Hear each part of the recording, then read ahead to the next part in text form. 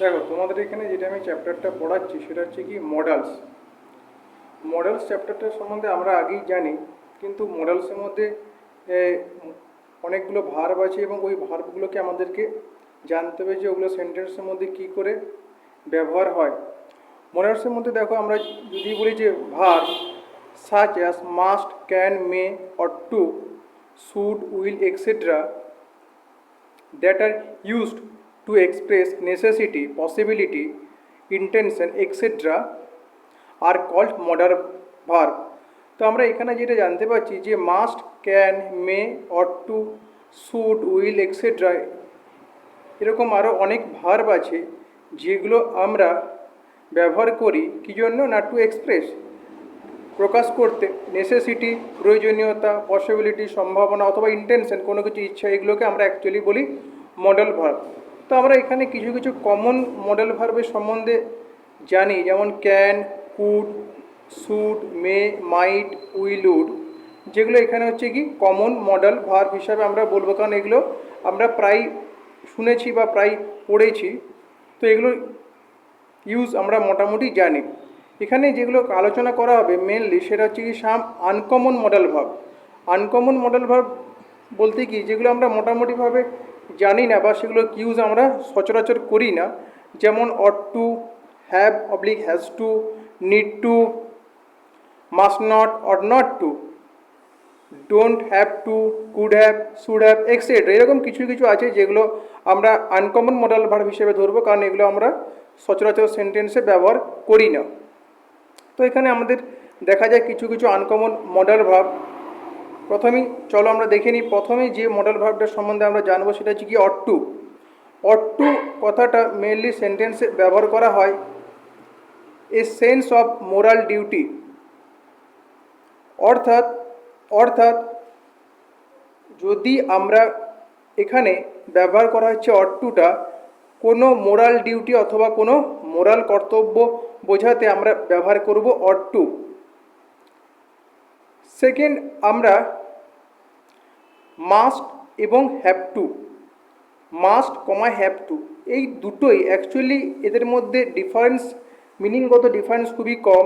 এই দুটোই অ্যাকচুয়ালি ব্যবহার করা হয় two suggest compulsion, two suggest compulsion comma some sort of rule, অর্থাৎ কোনো কিছু রুল বা কোনো কিছু নিয়ম ওটাকে মেনে চলতে বাধ্য করা বা ওটাকে মেনে চলা, এই দুটো, এই নিয়মগুলোকে মেনে চলা, এটা যদি আমরা সেন্টেন্সে বোঝাতে চাই তাহলে অ্যাকচুয়ালি মাস্ট এবং হ্যাভ টু এই দুটো মডেল আমরা ব্যবহার করতে পারি, যদি এদের মধ্যে মিনিংগত ডিফারেন্স কিন্তু খুবই কম। চলো এবার আমরা দেখে নিই যে অট টু আমরা কীরকমভাবে সেন্টেন্সে ব্যবহার করব তার একটা এক্সাম্পল। দেখো ফার্স্টে আমরা একটা এক্সাম্পল নিয়েছি, you ought to throw the rubbish in the dustbin. অর্থাৎ এখানে বলা হচ্ছে যে তোমাকে তোমাকে রাবিশ অর্থাৎ ময়লা বা জঞ্জাল যেটাই বলো সেটাকে তোমাকে ডাস্টবিনে ফেলা উচিত বা ওটা তোমার ডাস্টবিনে ফেলা দরকার। ফলে এখানে দেখো এটা আমরা বলতে পারি যে a sense of moral duty, এটা আমাদের একটা মোরাল ডিউটি যে আমরা রাবিশ বা জঞ্জাল এগুলো কিন্তু আমরা ডাস্টবিনের মধ্যেই ফেলবো। তো এটাকে কিন্তু আমরা অর্থ হিসাবে বলতে পারি। নেক্সট দেখো এখানে যেটা আসছে মাস্ট এবং হ্যাভ টু, মাস্ট এবং হ্যাভ টু এই দুটোই কিন্তু আমরা ব্যবহার করব two suggest compulsion some sort of rule, যেটা আমি বলেছিলাম। তো তার জন্য আমরা একটা এক্সাম্পল দেখে নাও। দেখো you must fulfil your duty, তোমার তোমার তোমার কর্তব্য কি ফুলফিল করা উচিত, এটার জন্য কিন্তু মাস্ট কথাটা আমরা ব্যবহার করবো, কারণ কারণ কি এটা একটা রুল বা একটা নিয়মের মধ্যে পড়ছে। আরেকটা আমরা এক্সাম্পল দেখে নিই, you must come on time, তুমি ঠিক টাইমে আসবে, দিস ইজ মাই অর্ডার, এটা হচ্ছে আমার অর্ডার। এখানে দেখো আসছে টু ওবে অথরিটি, অর্থাৎ অথরিটি বা কর্তৃত্ব বা যিনি মালিক তিনি যদি তোমাকে কোনো অর্ডার করেন সেক্ষেত্রে কিন্তু আমরা মাস্ট কথাটা ব্যবহার করব, কারণ মাস্ট কথাটা আমরা দেখছি টু ওবে অথরিটি, অর্থাৎ অথরিটির কর্তৃত্ব বা অথরিটির কথা মেনে চলার জন্য অ্যাকচুয়ালি কিন্তু কি মাস্ট কথাটা ব্যবহার করা উচিত। তাহলে আমরা অট টু এবং মাস্ট দুটো ব্যবহারে জানলাম। অট টুটা দেখো আরেকবার বলে দিচ্ছি, অট টুটা ব্যবহার করা হচ্ছে to sense of moral duty, যখন কোনো ডিউটি বা কোনো কাজ আমাদের সেটা আমাদের করাটা নৈতিক কর্তব্যের মধ্যেই পড়ে তখন সেটা অট টু। যদি আমরা কারুকার অর্ডার মেনে চলি বা যে কাজটা করা উচিত সেটা হতে পারে টু ওবে দ্য অথরিটি, কর্তৃত্ব বা যিনি মালিক তার এটা অর্ডার বা আদেশ, তখন কিন্তু আমরা মাস্ট কথাটা ব্যবহার করব।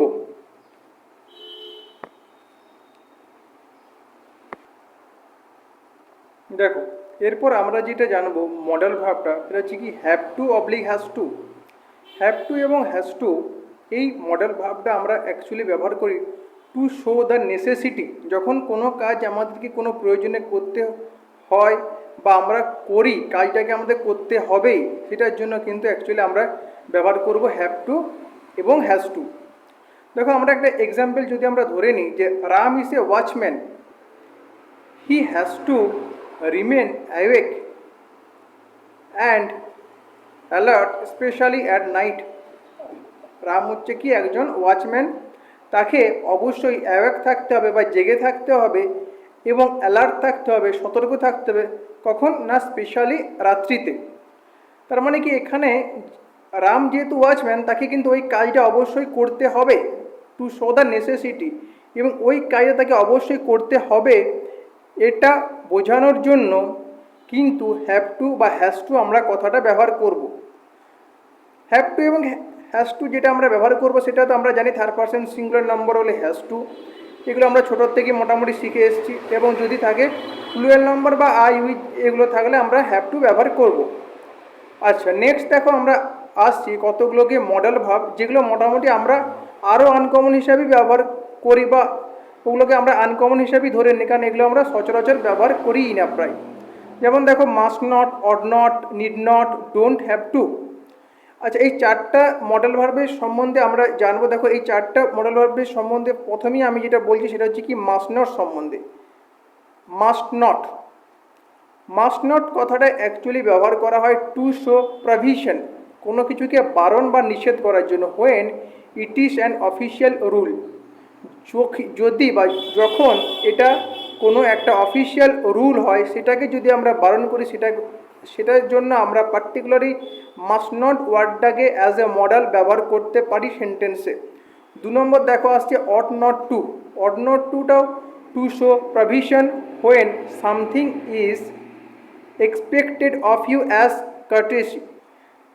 অর্থাৎ এক্ষেত্রে কিন্তু বারণ বা নিষেধ বোঝাচ্ছে, কিন্তু বারণ বা নিষেধটা কোনখান থেকে বোঝাচ্ছে, যেটা something is expected of you, যেটা তোমার থেকে আশা করা হচ্ছে বা যেটা তোমার মোরাল ডিউটি নয়, সেটার জন্য আমরা ব্যবহার করব অড নট টু। মানে যে কর্তব্যটা তোমার থেকে আশা করা হচ্ছে বা তুমি সেটা করছো না, সেটার জন্য নেগেটিভ অর্থে আমরা ব্যবহার করব অড নট টু। নেক্সট দেখো নিড নট এবং ডোন্ট হ্যাভ টু অবলিক does not have to. Need not এবং ডোন্ট হ্যাভ টু অবলিক ডাস নট হ্যাভ টু এই দুটো মডেলভাবে মোটামুটি এদের ফাংশন বা এদের সেন্টেন্সের মধ্যে যে কাজ সেটা প্রায় মোটামুটি একই। দেখো যদি আমরা দেখি তাহলে এর মাধ্যমে আমরা কি বোঝাতে পারি, এটা you don't have to do so, but if you want you can.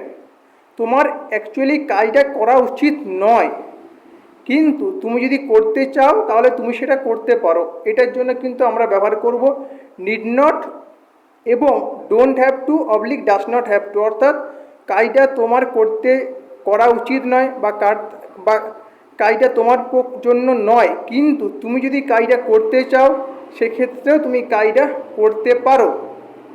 কিন্তু মাস্ট নট এবং অড নট টু এই দুটোর ফাংশন কিন্তু এদের থেকে আলাদাই আমরা বলবো।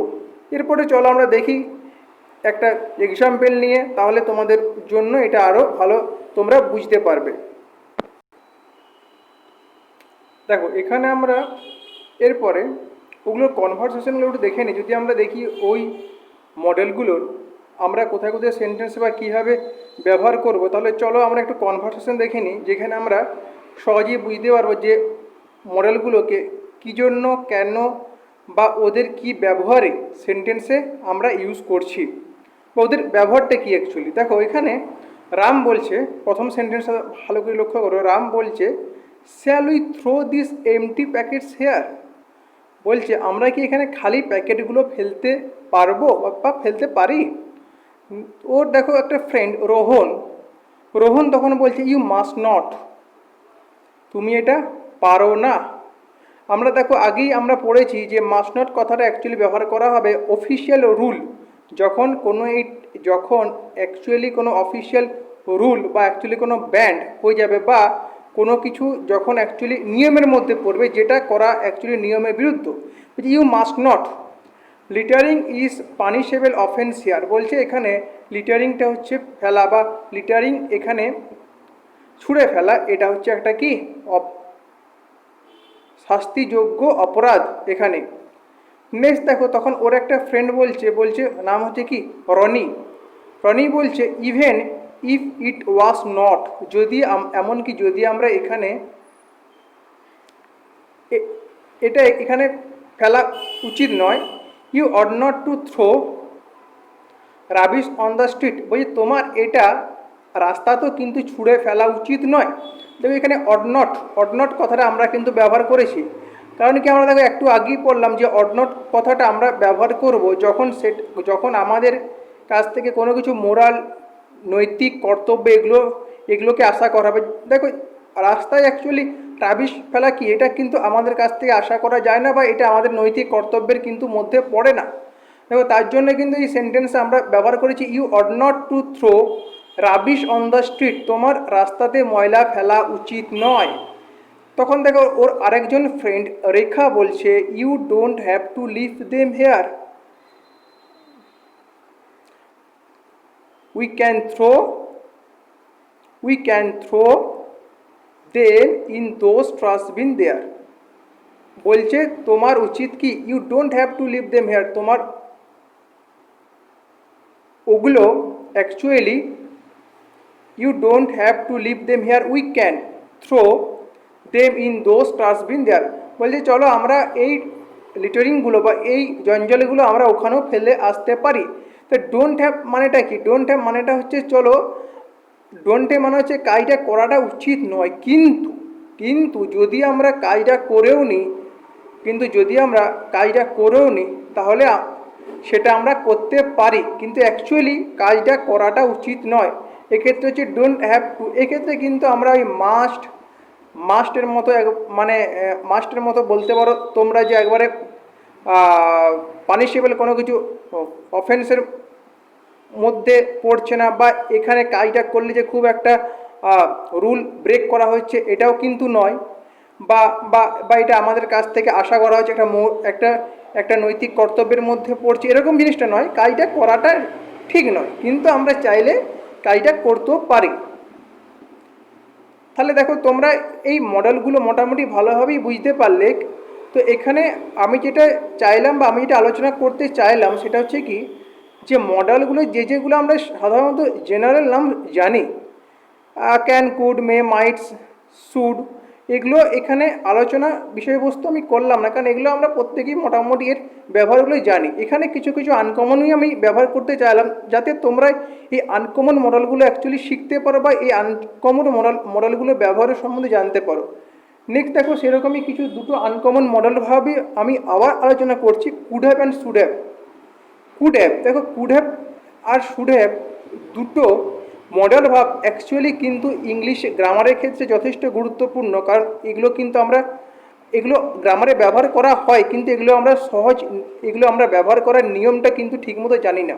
দেখো বলছি দিস আর ইউজড, অর্থাৎ কুড হ্যাভ এবং should have, this are used to talk about things which were possible in the past but did not happen. দেখো আমি আরেকবার লাইনটা পড়ছি, could have and should have used to talk about things which were possible in the past but did not happen. অর্থাৎ কোনো কাজ বা কোনো জিনিস যেটা বলা হবে যেটা অ্যাকচুয়ালি পাস্টে ঘটার সম্ভাবনা ছিল কিন্তু অ্যাকচুয়ালি পাস্টে ঘটেনি। আরেকবার দেখো আমি বলছি, যদি কোনো কাজ পাস্টে ঘটার সম্ভাবনা ছিল কিন্তু কাজটা অ্যাকচুয়ালি বা রিয়েলিটিতে কাজটা কিন্তু বাস্তবে ঘটেনি, সেক্ষেত্রে আমরা কুড হ্যাভ এবং শুড হ্যাভ এই দুটো কিন্তু আমরা ব্যবহার করব। দেখো এখানে আমরা কি আগে আমরা এই দুটো যে মডেল ভাব আলোচনা করলাম যে কুড হ্যাভ